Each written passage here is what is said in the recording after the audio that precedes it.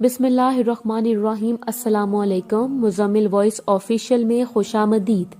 مجھے دیکھ کر اس کی آنکھوں میں شناسائی کی نمک ابھری تھی۔ مجھے بھی نئے نقش دیکھے بھالے لگتے تھے، مگر ذہن پر بہت زور ڈالنے کے بعد بھی ہسپتال کے بستر مرگ پر پڑے نیم مردہ وجود کو پہچان نہیں پایا تھا، اور ڈاکٹر ہانیہ احمد کے ساتھ چل رہا تھا، جو وارڈ کے راؤنڈ پر تھی اور مریضوں کو تفصیل سے دیکھ رہی تھی۔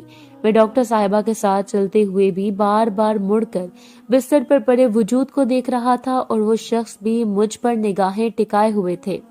ہم دونوں یا پھر شاید صرف میں ایک دوسرے کو پہچاننے کی کوشش کر رہی تھی، اور ہماری یہ کوشش ڈاکٹر صاحبہ سے چھپی نہیں رہی تھی۔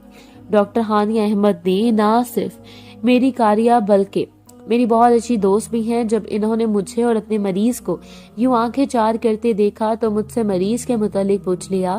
میں نے ان کو صاف صاف بتا دیا کہ نئے نقش کے حساب سے آدمی دیکھا بھالا لگتا ہے، مگر میں اسے نہیں پہچان پا رہا۔ چلیں چل کر اس سے پوچھتے ہیں۔ جب میں نے مریض سے جا کر پوچھنے کی بات کی تو ڈاکٹر صاحبہ نے بتایا کہ سوائے آنکھوں کے اس کا تقریباً پورا جسم مفلوج ہو چکا ہے اور وہ بول نہیں سکتا۔ پھر میرے کہنے پر ڈاکٹر صاحبہ نے مریض کی ساری تفصیلات منگوا لی۔ تفصیلات کے مطابق مریض کا نام رانا عارف تھا، جو ایک فلاحی ادارے میں مقیم تھا اور فلاحی ادارے کی طرف سے ہی ہسپتال میں داخل کروایا گیا تھا، جسے صاف ظاہر تھا کہ مریض کا کوئی بھی وارث نہیں ہے۔ میں نے ان معلومات پر اکتفا نہ کیا اور ڈاکٹر صاحبہ سے مزید تفصیلات فلاحی ادارے سے منگوانے کا کہا۔ میرے کہنے پر ادارے کو کال کی گئی تو پتہ چلا کہ موصوف کو ان کا سگا بیٹا یہاں چھوڑ کر گیا ہے، اور وہ چھوڑنے کے بعد کبھی پلٹ کر واپس نہیں آیا۔ موصوف خود پولیس میں ملازم تھے، اچھے عہدے سے ریٹائر ہوئے ہیں، اور ان کے بیٹے نے چیکس پر ان کے سائن کروا رکھے ہیں۔ جو ہی پینشن آتی ہے وہ باہر سے وصول کر لیتے ہیں چیکس۔ کبھی ان کی ضرورت پڑ جانے پر تو ڈرائیور بھیج کر ان کو بھی بلا لیا جاتا ہے، اور پینشن ملتے ہی واپس ادارے میں پہنچا دیا جاتا ہے۔ ان کا تعلق جہلم کے گاؤں سے تھا اور ملازمت کے دوران ہی لاہور منتقل ہو گئے تھے۔ مجھے فوراً یاد آ گیا کہ آج سے 10 سال پہلے میں اس شخص سے ملا تھا۔ ہم کالج میں پڑھتے تھے اور ان موصوف کے خلاف سراپا احتجاج تھے۔ احتجاج کے قائدین میں سے ایک میں بھی تھا۔ ان موصوف نے ظلم یہ کیا تھا کہ ایک بیوہ عورت کے گھر پر قبضہ کروا دیا تھا، جبکہ اس کا بیٹا جو ہمارا کلاس فیلو بھی تھا، اس نے مزاحمت کی تو انہوں نے اس پر منشیات کا کیس ڈال کر اسے جیل بھجوا دیا تھا۔ ہم اپنے ہم جماعت لڑکے کے حق میں تھے اور موصوف رانا عارف صاحب کے خلاف سراپا احتجاج تھے کہ رانا عارف صاحب نے خود موقع پر پہنچ گئے اور ہم سے وعدہ کیا کہ وہ 10 دن کے اندر اندر ہمارے کلاس فیلو کی ضمانت کروا دیں گے اور مہینے کے اندر اندر ان کے تمام کیسز ختم کروا دیں گے، جبکہ گھر واپس لے کر دینے کے لیے تو انہوں نے 3 مہینے کا وقت مانگ لیا۔ ہم نے ان کے وعدے پر اعتبار کر لیا اور احتجاج ختم کر کے واپس چلے گئے، مگر جب وعدہ وفا کرنے کا وقت آیا تو محترم رانا عارف صاحب ٹال مٹول سے کام لینے لگے اور آہستہ آہستہ تمام وعدوں سے پھر گئے، جبکہ دوسری طرف ہم لوگ بھی فائنل کے امتحانات دے کر فارغ ہوئے تھے۔ اس وجہ سے لاکھ کوشش کے باوجود بھی ہم کبھی احتجاج کے لیے اکٹھے نہ ہو سکے۔ رانا صاحب نے میرے ہم جماعت پر اتنا مضبوط کیس بنایا کہ اس کو ضمانت ہائی کورٹ سے جا کر ملی، اور اس کی قید کے دوران اس کی والدہ اس دنیا کو چھوڑ کر چلی گئی، جبکہ وہ باہر آ کر بھی اپنا گھر واپس نہ لے سکا اور کراچی چلا گیا۔ جب میں نے رانا عارف صاحب کی ساری داستان اپنی دوست ڈاکٹر ہانیہ احمد صاحبہ کو سنائی تو انہوں نے کہا کہ واقعی رب کے ہاں دیر ہے اندھیر نہیں۔ انہوں نے ساری زندگی اولاد کو حرام کھلایا، آج وہی اولاد ان کو چھوڑ گئی ہے اور یہ لاوارث حالت میں بستر مرگ پر پڑے ہیں۔ اپنی مرضی سے پہلو میں بھی نہیں بدل سکتے، اور اولاد جس کی خاطر حلال حرام کا فرق بھلا دیا، آج اسی اولاد کے لیے ان کو گھر میں رہنا رکھنا اور سنبھالنا بوجھ ہو گیا ہے۔ اٹلی کی ایک مشہور جھیل کے کنارے بہت سارے لوگ خوبصورت نظاروں سے لطف اندوز ہو رہے تھے۔ اس دوران جھیل کے کنارے لگے درخت کی نازک سی شاخ ٹوٹ کر الگ ہوتی ہے اور سیدھا جھیل میں آ کر گرتی ہے۔ جھیل میں گھری ہوئی ٹہنی کے ارد گرد ایک چڑیا آ کر منڈلاتے ہوئے زور زور سے چہچہانے لگتی ہے، جس لوگوں کو مدد کے لیے پکار رہی ہو۔ غور کرنے پر پتہ چلتا ہے کہ گرنے والی ٹہنی پر چڑیا کا گھونسلہ تھا جس میں اس کے 2 بچے تھے۔ لوگوں نے چڑیا کے بچوں کو ڈوبنے سے بچانے کے لیے جھیل میں گری ہوئی شاخ کو باہر نکالنا چاہا، مگر وہ ایسا نہ کر سکے کیونکہ شاخ کے ارد گرد کالے رنگ کے ایک سانپ نے بل رکھا تھا۔ یقیناً شاخ کسی سانپ کے بوجھ کی وجہ سے ٹوٹی تھی اور وہ چڑیا کے گھونسلوں کی طرف بڑھ رہا تھا۔ یقیناً اس کا ارادہ چڑیا کے بچے کھانے کا تھا۔ سانپ کو دیکھ کر سب لوگوں نے چڑیا کے بچوں کو بچانے کا ارادہ ترک کر دیا تھا اور متعلقہ محکمے کو اطلاع کر دی تھی تاکہ وہ موقع پر پہنچ کر چڑیا کے بچوں کو ریسکیو کر سکیں، مگر متعلقہ محکمے کے پہنچنے میں کچھ ٹائم لگ جاتا اور اتنے ٹائم تک وہ خطرناک سانپ چڑیا کے معصوم بچوں کو نگل لیتا۔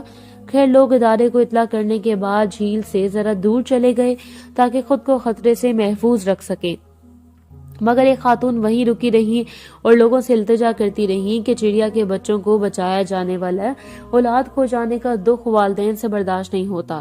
ماں اپنے سامنے اپنی اولاد کو مرتا دیکھ کر پتہ نہیں کتنی بار مرتی ہے، مگر کسی نے خاتون کی بات نہ مانی بلکہ اسے سمجھایا کہ جو چڑیا کے ان بچوں کو بچانے کی کوشش کرے گا وہ خود بھی مر جائے گا۔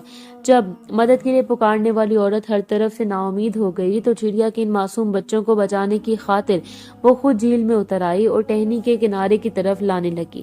جب سانپ نے اس خاتون کو ٹہنی کھینچتے دیکھا تو وہ بچوں کو چھوڑ کر عورت کی طرف بڑھنے لگا، جبکہ عورت سانپ کو اپنی طرف بڑھتا دیکھ کر چڑیا کے بچوں کی طرف بڑھنے لگی اور گھونسلے کے قریب پہنچ کر اس نے بچوں کو گھونسلے سے اٹھا لیا، مگر اس دوران سانپ اسے ڈس چکا تھا۔ لوگ ایک بار پھر سے جھیل کنارے جمع ہو کر عورت کو بچانے کی تدابیر کر رہے تھے، یہاں تک کہ عورت چڑیا کے بچوں کو لے کر کنارے پر پہنچ گئی۔ اسی دوران ننھے پرندوں کو ریسکیو کرنے والی ٹیم بھی پہنچ گئی، مگر خوش قسمتی سے وہ لوگ سانپ کے ڈسنے والی ویکسین ساتھ لے کر آئے تھے، لہٰذا خاتون کی جان بچا لی گئی۔ اور جب صحت یاب ہو جانے پر اس خاتون سے اس بات کی وجہ پوچھی گئی کہ اس نے ایسا اس ننھے پرندوں کی خاطر اپنی جان کو خطرے میں ڈالا تو خاتون نے بتایا کہ وہ بیمار فیملی ہندوستان وزٹ پر گئی تھی، جس ہوٹل میں وہ رہائش پذیر تھی۔ اچانک وہاں آگ بھڑک اٹھی تھی جس نے دیکھتے ہی دیکھتے پورے فلور کو اپنی لپیٹ میں لے لیا تھا۔ عورت کہیں قریبی مارکیٹ میں گئی تھی جبکہ اس کا شوہر اور 2 بچے ہوٹل میں موجود تھے۔ جب عورت نے واپس آ کر ہوٹل کو آگ کے شعلے میں لپیٹ دیکھا تو اس نے بچوں اور شوہر کو آوازیں دینے لگی، لوگوں کو مدد کے لیے پکارنے لگی۔ وہاں کھڑے لوگ تماشا دیکھ رہے تھے، ویڈیوز بنا رہے تھے، مگر زندہ جلتے انسانوں کو بچانے کی کوشش نہیں کر رہے تھے۔ ریسکیو کی ٹیم بھی تب پہنچی تھی جب اس فلور پر موجود تمام لوگ جل کر کباب کی شکل اختیار کر چکے تھے۔ ہنستے ہنستے خاندان کے ہمراہ وزٹ پر جانے والی وہ عورت جب 3 لاشوں کے ساتھ واپس آئی تو اس نے خود سے وعدہ کیا تھا کہ کسی جان جاتے دیکھ کر کبھی خاموش تماشائی نہیں بنوں گی، یہاں تو اگلے کی جان بچا لوں گی یا پھر اس کے ساتھ اپنی جان بھی دے دوں گی۔ اس غیر مسلم عورت کے جذبے کو دیکھ کر میں حیران تھا کہ غیر مسلم ہوتے ہوئے بھی اس عورت نے ایک حادثے سے کتنا سبق سیکھا ہے، اور ہم ملک پاکستان میں آئے روز حادثات دیکھتے ہیں مگر کبھی نہیں بدلتے۔ یورپ اور غیر مسلموں کی ترقی اور ہماری تنزلی کی وجہ یہی ہے کہ وہ لوگ ہر حادثے سے سبق سیکھتے ہیں اور ہم ہر حادثے میں تقدیر کو مورد الزام ٹھہرا کر اللہ تعالیٰ سے شکوہ کرنا ہو جاتے ہیں۔ اس کے ہاتھ میں مور کے پنکھ تھے۔ جب کلاشنکوف کی گولیاں اس کا سینہ چھلتی کرتی ہوئی گزر گئی تھیں، محلے میں جو اکا دکا مرد گھروں میں موجود تھے وہ بھی گھروں میں دبک کر بیٹھ گئے تھے، جبکہ اس کی سگی بہن نے گھر کے بیرونی دروازے کو تب تک اندر سے تالا لگائے رکھا تھا جب تک اسے یقین نہ ہو گیا کہ اب اس کے بھائی کی جان نکل چکی ہوگی۔ جب پہلی گولی سے لگی تھی تو وہ گھر کی جانب دوڑا تھا، مگر گولی عین دل کے مقام پر لگی تھی۔ چند قدم اٹھانے کے بعد وہ منہ کے بل زمین پر آ گرا تھا۔ اس کا نام شامیر فیصل تھا، پیشے کے لحاظ سے ریری باندھ تھا، گاؤں گاؤں جا کر ریری پر سبزیاں بیچتا تھا۔ اس کی فیملی میں محض اس کی ایک بہن تھی جسے وہ شہزادیوں کی مانند رکھتا تھا۔ اس کی بہن کا نام فہمیدہ فیصل تھا جو کہ کمپیوٹر سائنسز میں ایم فل کر رہی تھی۔ یہ بات روز روشن کی طرح عیاں تھی کہ وہ محض سبزی بیچ کر اپنی بہن کی تعلیم کے اخراجات پورے نہیں کر سکتا تھا، لہٰذا اس نے اپنے گھر کا اوپر والا پورشن کرائے پر چڑھا رکھا تھا اور کرائے کے مد میں سے ملنے والی رقم وہ فقط بہن کی تعلیم پر خرچ کرتا تھا۔ باقی جو کچھ بچ جاتا وہ جمع کر کے رکھ لیتا، جبکہ اپنی مزدوری سے وہ بہن کی خواہشات اور خوراک پوری کرتا تھا۔ غریب غربا کی اس کالونی میں جو چند سفید پوش گھرانے تھے، ان کی لڑکیوں سے بھی اچھے اور مہنگے کپڑے اپنی بہن کو دلاتا تھا۔ اس کی بہن کو مختلف پرندوں کے پر جمع کرنے کا بہت شوق تھا، لہٰذا وہ اپنی محنت مزدوری کے دوران ملنے والے پرندوں کے پر بھی جمع کرتی تھی۔ اس کے علاوہ شکاری حضرات سے بھی رابطے میں رہتا۔ وہ جب بھی کوئی پرندہ شکار کر کے لاتے تو شاہ میر فیصل جا کر اس پرندے کا نام، خصوصیات، اس کا مسکن تفصیلات کے ساتھ پوچھنے کے بعد وہ پر لا کر اپنی بہن کو دے دیتا اور پرندے کا نام بھی بتاتا۔ ساتھ اس نے ایک ڈائری بنا رکھی تھی جس پر وہ درج کرتا تھا کہ فلاں پرندے کا اس پر کس جگہ، کس شخص اور کتنی محنت سے لیا اور اپنی بہن کی خوشیوں کی خاطر کی گئی تگ-و-دو کا اس نے کبھی حساب نہیں رکھا تھا۔ بس اس کی بہن کے چہرے پر چھائی خوشیوں بھری مسکراہٹ اس کی تمام محنت کا پھل تھی۔ محلے کا سب سے شریف النفس نوجوان شاہ میر فیصل تھا۔ تقریباً تمام محلے دار اس سے خوش تھے، سوائے چند ایک اس کے ہم عمر اوباش لڑکوں کے جن کی اس سے کوئی پرواہ نہیں تھی۔ دوسری طرف وہ بہن جس کی خوشیوں کی خاطر اپنی دہاڑی چھوڑ کر وہ پرندوں کے پر جمع کرنے چلا جایا کرتا تھا، اسی بہن نے بھائی کی غیر موجودگی میں اپنے کرایہ دار سے راہ و رسم بڑھا لیے جو بعد ازاں ناجائز تعلقات میں بدل گئے۔ ان تعلقات کی خبر شاہ میر فیصل کو بھی ہو گئی، مگر اس نے سنی انسنی باتوں پر یقین کرنے کے بجائے اپنی بہن سے تصدیق کر لینا بہتر سمجھا۔ لہٰذا جب اس سے اپنی بہن سے اس متعلق بات کی تو اس کی بہن نے نہ صرف وہ صاف صاف مکر گئی بلکہ اپنی مری ہوئی ماں کی قسم بھی کھا لی کہ ایسا کچھ نہیں ہے، مگر کہتے ہیں نا کہ نکلا ہوا چاند کسی سے نہیں چھپتا، بالکل اس طرح یہ بات بھی زیادہ دن تک شاہ میر فیصل کی نظروں سے اوجھل نہیں رہی۔ کسی اور ایک دن جب وہ پھیری کرنے کے لیے گیا تو اپنی رقم گھر بھول گیا۔ ریڈی کسی ساتھی کے حوالے کر کے وہ گھر سے رقم اٹھانے آیا تو اس نے اپنے کرایہ دار کو اپنے گھر سے نکلتے دیکھ لیا اور اپنی غیر موجودگی میں کرایہ دار کو گھر سے نکلتا دیکھ کر اسے یقین ہو گیا کہ محلے والے ٹھیک کہتے ہیں، مگر اس نے صبح صبح اپنی بہن سے اس موضوع پر کوئی بات نہ کی اور رقم اٹھا کر گھر سے نکل گیا۔ شام کو آتے ہی سب سے پہلے اس نے کرایہ دار کو 2 دن کے اندر اندر گھر خالی کرنے کا کہا اور پھر اپنی بہن سے اس بابت سوال کیا کہ آج صبح میری غیر موجودگی میں کرایہ دار گھر کیوں آیا تھا۔ فہمیدہ فیصل نے اب بھی اپنے گناہ اپنے بھائی سے چھپاتے ہوئے کہا کہ ہمارے کمرے میں رسی کا ایک ٹکڑا پڑا تھا جسے دیکھ کر میں نے سانپ سمجھ لیا اور ڈر گئی تو کرایہ دار کو آواز دی، اس نے آ کر دیکھا اور رسی کا ٹکڑا تھا۔ شاہ میر کے دل میں وسوسہ پیدا ہو چکا تھا، مگر اب کی بار وہ بہن کی وضاحت پر مطمئن ہو گیا اور اس نے بجائے تصدیق کرنے کے بعد کو رفع دفع کر دیا، کیونکہ کرایہ دار گھر چھوڑ کر دوسری گلی میں منتقل ہو چکا تھا۔ دوسری طرف اس کی بہن اور کرایہ دار گناہ کی لذت کے اتنے عادی ہو چکے تھے کہ اب کرایہ دار نہ آتا تو اس کی بہن گھر سے اکیڈمی پڑھانے کے نام پر نہ نکلتی اور جا کر اپنے محبوب کے ساتھ وقت گزارتی۔ شاہ میر فیصل اپنی بہن کو کرایہ دار کے پاس اپنی آنکھوں سے جاتے دیکھا تو اس کے پیچھے موقع پر پہنچ گیا جہاں وہ دونوں اپنی ہوس بجھانے میں مصروف تھے۔ شاہ میر فیصل نے اپنی بہن کو گھر جانے کا کہا تو اس کی بہن نے صاف صاف انکار کر دیا اور اپنے محبوب سے شادی کرنے کی خواہش کا اظہار کیا، بصورت دیگر کورٹ میرج کرنے کی دھمکی دی۔ شاہ میر کے پاس اس وقت بات کو ٹالنے کے سوا کوئی چارہ نہ تھا، لہٰذا اس نے بہن کی بات بظاہر مان لی اور اسے گھر لے کر آ گیا۔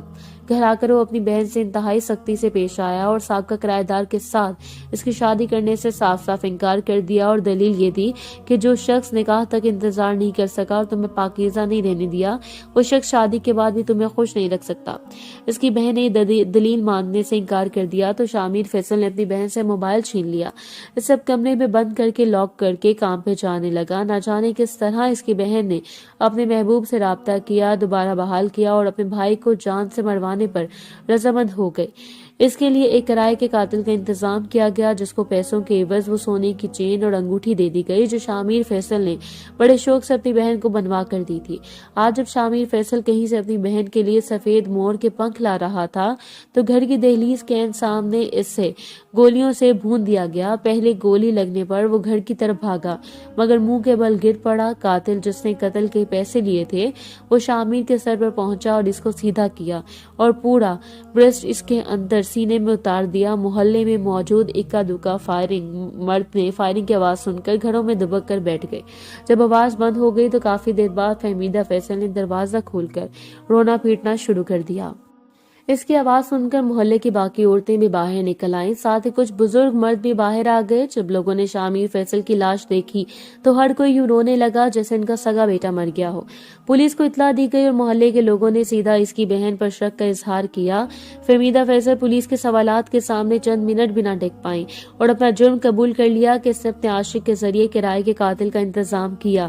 کرائے کا قاتل اس محلے کا ایک اوباش لڑکا تھا۔ یوں فہمیدہ فیصل، اس کا عاشق اور کرائے کا قاتل تینوں گرفتار ہو کر اپنے انجام کو پہنچ گئے، مگر فہمیدہ کے عمل نے ثابت کر دیا عورت جب بہکاوے میں آ جائے سانپ کی مانند اپنی اولاد کو بھی کھا جاتی ہے۔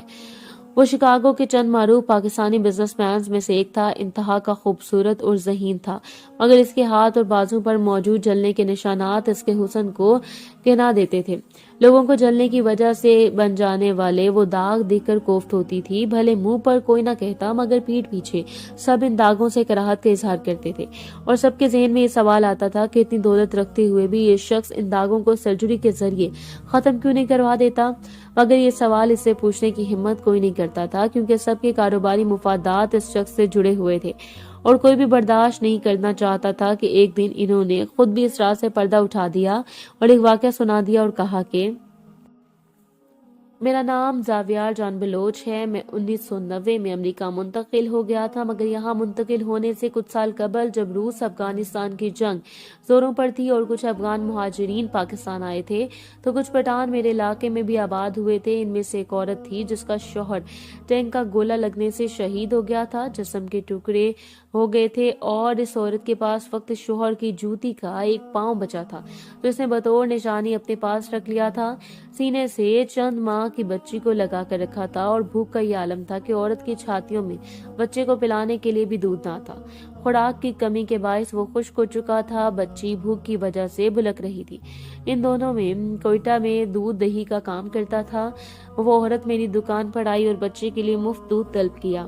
تب دودھ کی قیمت اتنی زیادہ نہ تھی، مگر اس بچی کے لیے 2-3 کلو دودھ عورت کو مفت بھی دے دیتا تو مجھے فرق نہ پڑتا، مگر جب میری نظر اس عورت پر پڑی تو اس کا حسن دیکھ کر میرے اندر کا شیطان جاگ گیا اور میں نے اس سے نفس کی خواہش پوری کرنے کا ارادہ کر لیا۔ اس لیے عورت کو ورگلانے کے لیے بچی ابھی چھوٹی ہے، تم اس ماں کا دودھ پلاؤ، یہ جانوروں کا دودھ اس کے لیے انتہائی نقصان دہ ہے۔ میری بات سن کر وہ عورت کچھ شرمندہ اور کچھ غصہ ہوتے ہوئے بولی کہ میرا دودھ حالات کی سختی کی وجہ سے خشک ہو چکا ہے، دودھ کیا خون بھی نہیں نکل رہا، ورنہ وہی اپنی بچی کو پلا دیتی۔ عورت کی بات سن کر میں مطلب کی بات پر آ گیا اور کہا کہ مجھے یقین نہیں آتا تمہارے پاس دودھ نہیں ہے، لہٰذا میں خود تصدیق کروں گا، اگر تمہاری بات سچ ہوئی تو تمہیں تمہاری ضرورت کے لیے بھی دودھ دے دوں گا۔ میری بات سن کر اس عورت نے انتہائی سخت رد عمل دیتے ہوئے انکار کر دیا اور اپنی خواہش نہ پوری ہوتی ہوئی دیکھ کر اسے ایموشنلی بلیک میل کرنے لگا۔ جب میری بات سن کے وہ عورت غصے کی حالت میں میرے آگے چل دی تو میں نے پیچھے سے آواز دیتے ہوئے کہا کہ شوہر پہلے ہی مر چکا ہے، والدین اور بہن بھائیوں کی خبر نہیں، کہیں ضد اور غصے کی وجہ سے اپنے بچے کو بھی نہ گنوا دینا۔ میرے الفاظ نے میری امیدوں کے مطابق اثر کیا۔ میری بات سے وہ عورت رک گئی، کچھ دیر سوچنے کے بعد پلٹی اور پھر روتے ہوئے کہنے لگی تم تسلی کر لو۔ میں اس کے آنسوں کو نظر انداز کرتے ہوئے اپنے ہاتھ ناپاک ارادے سے اس کے جسم پر پھیرنے لگا اور ساتھ اس سے رونے کی وجہ پوچھی تو اس نے بتایا کہ میں اس کے لیے رو رہی ہوں کہ آغاز اسلام میں جب کوئی سوالی دہلیز پر آتا تھا تو اس کا دین دھرم جانے نبی کریم صلی اللہ علیہ وسلم کی بیٹی اپنا دوپٹہ یہودی کے پاس گروی رکھ کر بھی سوالی کی مانگ پوری کر دیا کرتی تھی، اور آج مسلمانوں کے پاس سب کچھ ہوتے ہوئے بھی جب امت محمدیہ کی بیٹی ایک مسلمان کی دہلیز پر آئی تو مسلمان نے اللہ کے نام پر دینے کی بجائے شیطان کی بات مان کر دینا مناسب سمجھا۔ عورت کے لفظ محض لفظ نہیں، تیر تھے جو مجھ پر چل گئے۔ میں نے نہ صرف اس عورت کو ضرورت کا دودھ دیا بلکہ گھر پڑا ہوا اناج بھی ان افغان مہاجرین میں تقسیم کر دیا۔ میں سارا دن ساری رات رو کر اللہ تعالیٰ سے گناہ کی معافی مانگتا اور کہتا یا اللہ عذاب دینا ہی ہے تو اس دنیا میں کوئی آزمائش دے لے، آخرت کے عذاب کو نہیں سہ پاؤں گا۔ کچھ عرصے بعد اس گرم دودھ کے گرنے سے میرے ہاتھ جھلس گئے اور پھر میرے ایک دوست نے مجھے علاج کے نام پر امریکہ بلا لیا۔ یہاں میرا علاج ہوا اور یہیں میں نے اپنا کام شروع کر دیا، یہیں شادی کر لی۔ میرے ہاتھ ٹھیک ہو گئے مگر جلنے کے نشانات باقی رہے۔ اللہ تعالیٰ نے مجھے ترقی دی اور میں نے کروڑوں ڈالر کا بزنس سیٹ کر لیا مگر اپنے ہاتھوں کی سرجری نہیں کروائی۔ مجھے پتا ہے میرے ہاتھوں کو دیکھ کر لوگوں کراہت محسوس ہوتی ہے مگر انہی ہاتھوں کو دیکھ کر مجھے اپنا گناہ یاد آتا ہے اور میں اللہ تعالیٰ سے توبہ کرنے لگتا ہوں۔ بس یہی وجہ ہے کہ میں نے کبھی ہاتھوں کی سرجری نہیں کروائی۔ شاید میری توبہ کبھی قبول ہو جائے۔ آپ لوگ بھی میرے لیے دعا کیجیے گا۔